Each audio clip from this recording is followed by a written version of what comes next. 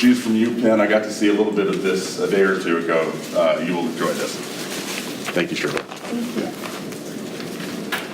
Good morning. This is not working, but that's okay, right? Should it work?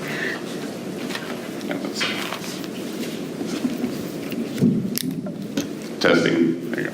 Thank you. Good morning. My name is Shirley Yang, and thank you, Bradley, and Jonathan for the opportunity to be able to stand here and really share about what our school has been doing over the past 2 to 3 years. I am an instructional designer on the learning technology team at University of Pennsylvania School of Dental Medicine. It's very long. I'm here to really share about the evolution of iBook interactive widgets at our school and how it has really transformed over the past 2 to 3 years. A little bit about myself. I graduated from Drexel University with a Bachelor of Arts and Communications, and I concentrated in public relations. Last year, I was awarded with the IBA CT certification with distinction.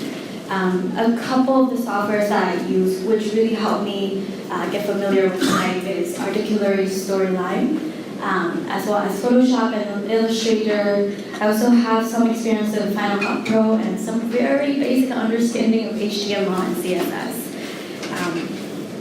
And currently, the team I work on is called the Learning Technology Team.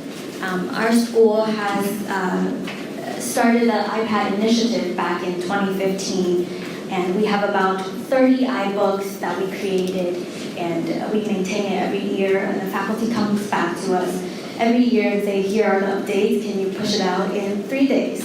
We're like, that's not how it works, but we try. My main role on the team really is to support the team create high quality and engaging digital content that fits students' learning desires and needs. And what that looks like on a daily process is I come down to asking myself 2 questions mainly. 1, what are students' needs today? And 2, what would I like to see if I were a dental student pursuing a dental career at our dental school? And so now I have someone I would like to introduce to you. This is Dr. Frank Smithgold. He is a clinical associate professor at one of our departments. Now in late 2015, he came to us and asked us to digitalize 2 labeled images he had. And each of these labeled image would have at least about 20 plus labels. So this was the original document. This came in actually textbook, and he said, would you like me to scan it for you? So we're like, okay, sure. So he scanned it for us, and as you can see, this is a chart that students use to memorize the essential terminology to be able to work on removable dentures that go in people's mouth. And memorization can be really hard.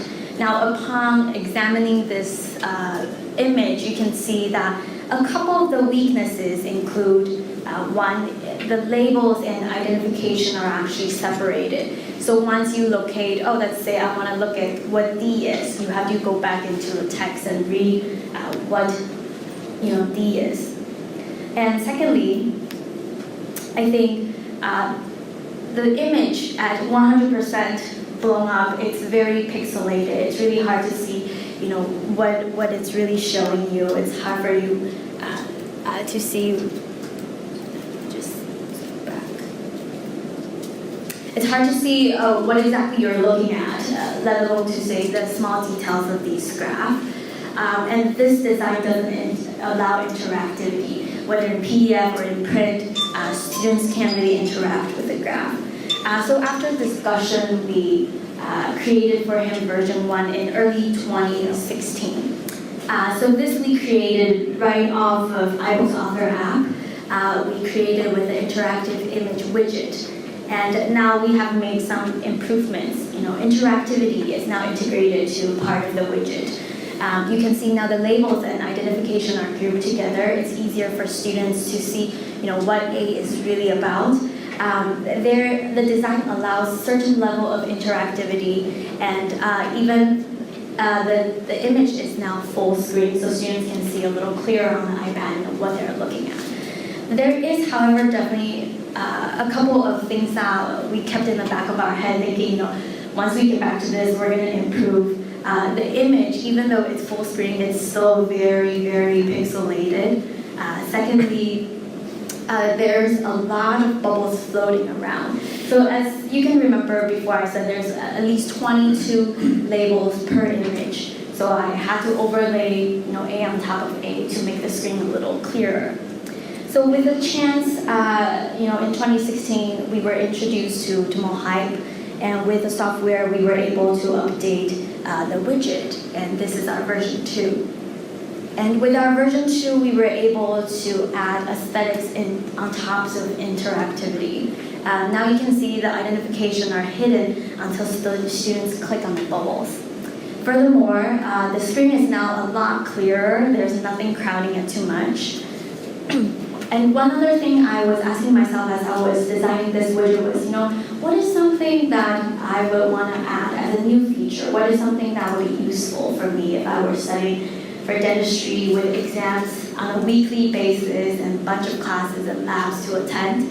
And for me, the answer came to be the ability to be able to quickly and effectively identify, where are each component located in the denture.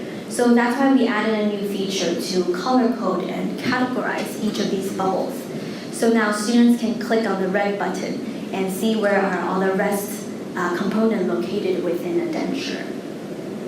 And so we show this to our faculty member, and he is smiling now.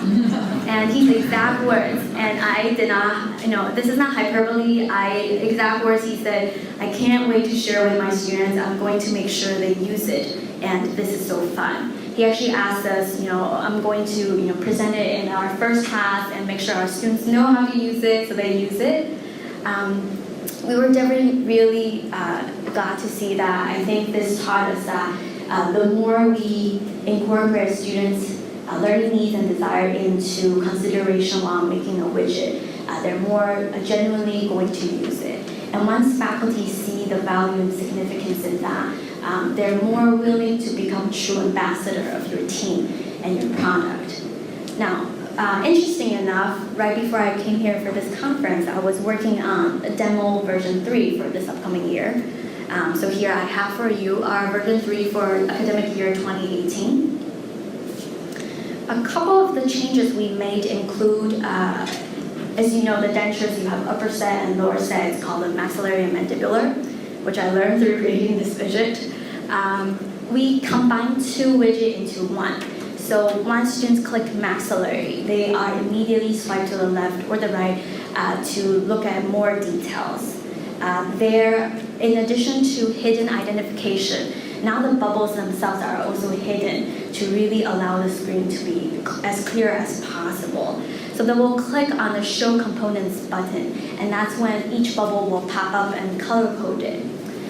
In addition, this year we were able to have our multimedia designer take about more than 100 photos for us, and add some zoom-in photos on macro shots. And with these photos, we were able to provide a really zoomed-in view for the students. So on certain of the components, when students click on it, there are these magnifying glasses.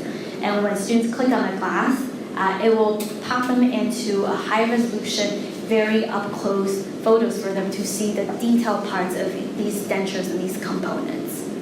And what that also further allows us to do is, after discussing with faculty, in the general overview, you have these generic terms that students get to use to match with the textbook, and that's how they study for exams. But once they zoomed in into these detailed shots with the magnifying glass, they have these more specific terms where students get to learn more information if they want to. They get to learn that these are not just called indirect retainers. When you zoom in, they actually have a terminology for it, which I also learned from spending a lot of time with this widget. And lastly, we were able to put this straight on our learning management system, Canvas.